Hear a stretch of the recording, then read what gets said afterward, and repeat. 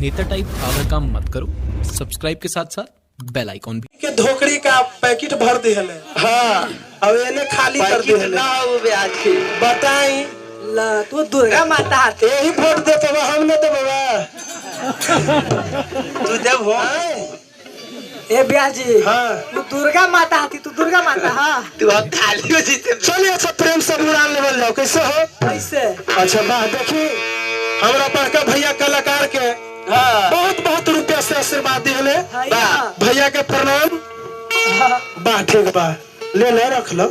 प्रणाम भैया अरे क्यों कैसे डूबी मजधार अरे क्यों कैसे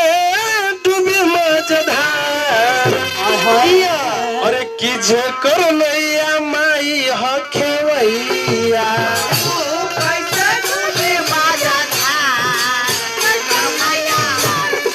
ए बाबू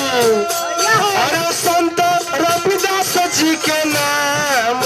प्रेमवा से बोला हो जवनवा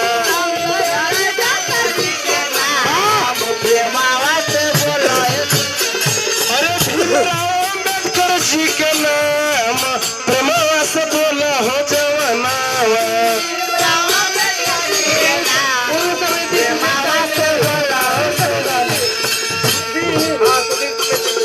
अच्छा भैया सुधीर समिति जी के तरफ से बहुत बहुत आशीर्वाद दिले प्रणाम बा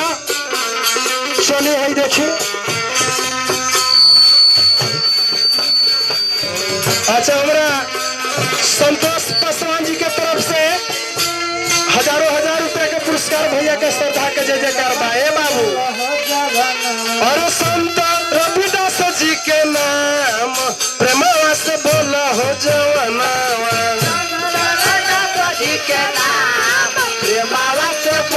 अरे भीमराव अम्बेडकर जी के नाम प्रेमवा से बोला हो जवनवा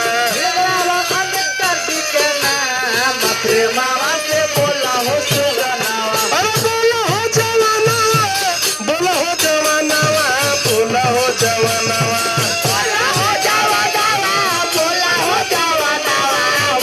अरे बोला हो जवनवा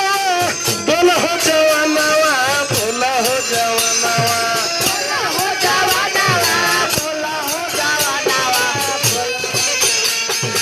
देख वाह अरे संत रविदास जी के नाम प्रेमवा से बोला हो जवनवा मुखिया जी क्या बात है अरे संत रविदास जी के नाम प्रेमवा से बोला हो जवनवा ए भीमराव अम्बेडकर जी के नाम प्रेमवा से बोला हो जवनवा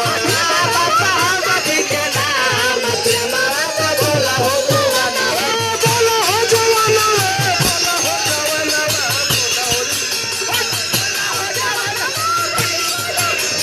ए बोला हो जवनवा बोला हो जवनवा बोला हो जवनवा